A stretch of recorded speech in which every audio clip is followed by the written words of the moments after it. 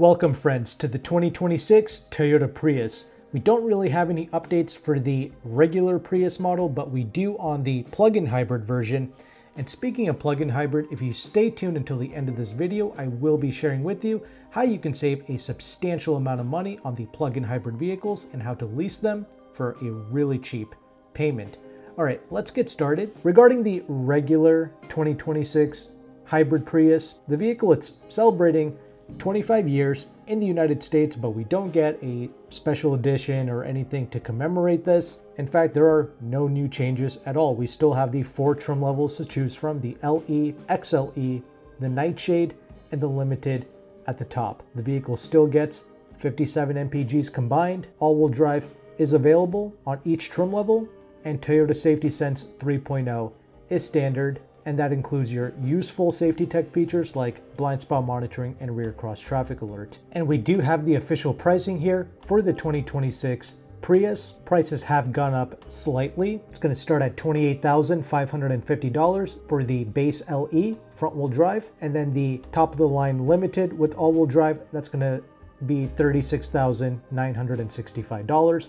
But make sure to add $1,195 to the prices listed for the destination charge. The regular Prius, it is powered by the 2-liter 4-cylinder engine with 2 electric motors, putting out 194 horsepower. Once again, all-wheel drive is available on every trim. It's going to be about an extra $1,400. And the all-wheel drive models get an additional 2 horsepower on paper, so 196 horses. Base LE is going to come with things like cloth seats and the smaller 17-inch wheels, although they are aluminum wheels. And you get a smaller 8-inch infotainment screen, but it does come with the wireless Apple CarPlay and the Android Auto. At the bare minimum, I appreciate the XLE trim because you do get the more stylish 19-inch wheels. The Nightshade is a appearance package that builds upon the XLE, so you get blacked out trim and black wheels. Limited is nice, and I really hate the way Toyota forces you to get the top of the line Limited in order to get the best audio system. The 8-speaker JBL, if you want that, you must get the Limited. Same thing if you want the 360 camera. So that's a bit unfortunate, but it is what it is. But I'm actually more excited to talk about the plug-in hybrid because that's really where some of the best deals are at.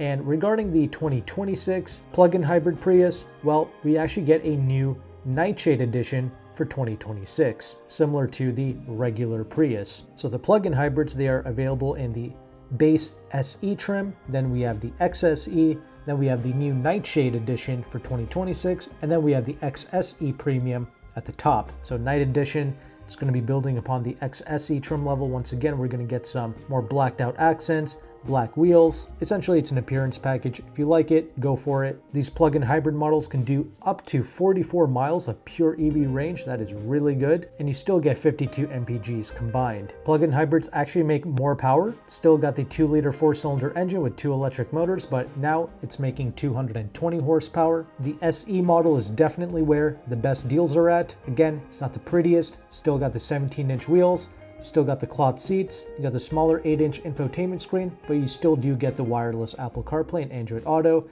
Toyota Safety Sense 3.0, that's still standard across the board, along with the blind spot monitoring and rear cross traffic alert. You do have to step up to the XSE models to get the more stylish 19-inch wheels on the plug-in hybrid, along with some other niceties like wireless phone charging, heated front seats that are now synthetic leather, and it's power adjustable driver's seat. But much like the regular hybrid Prius, Toyota forces you to go to the top of the line XSE Premium to get the 8-speaker JBL audio and the 360 camera. And just like with the regular Prius, the plug-in hybrid model, the price has gone up by a little bit compared to 2025. Starts at $33,775, tops out at $40,470, but make sure to add $1,195 for the destination charge. But keep in mind, the plug-in hybrid version, it is not available with all-wheel drive. That's only on the regular Prius. Plug-in hybrid, it's front-wheel drive only. Now, as promised at the beginning of this video, here's how you can save a substantial amount of money on the new Prius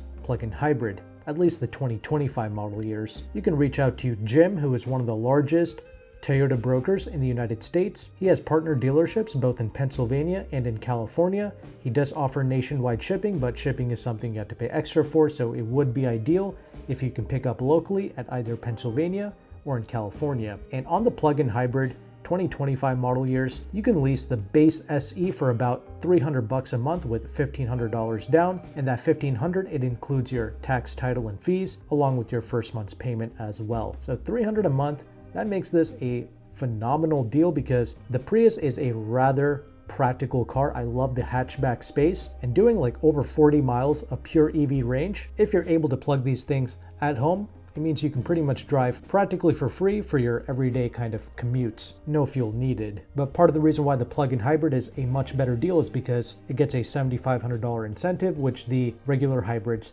do not. So if we're just talking about the regular hybrid, I actually prefer the Civic hybrid hatchback that I drove compared to a regular Prius hybrid. But when you talk about leasing, I mean, it's the plug-in hybrid all day long. Because the Honda is not available as a plug-in hybrid, you don't have any crazy cheap incentivized lease deals, so that puts the Prius plug-in hybrid in a league of its own. Now, if you want the more stylish XSE, that's going to be like $350 to $360 a month. Still not bad, but obviously the SE is where it's at if you want to save the maximum amount of money. Now, these are genuinely some of the best prices in the United States, especially for Toyotas, but to access these deals, Jim does charge a broker fee. He did say that if you text him and you mention my channel, he did say that he'll take some money off of his broker fee, and I really appreciate him doing that for my audience because his service has definitely been a blessing to my audience. Getting deals on a Toyota can be very difficult, but Jim makes it really easy, and he's got plenty of selection as well. Once again, he mainly just has a phone number. You just text him what you want, approximately what kind of spec, and where you're going to be registering the vehicle to get the process started.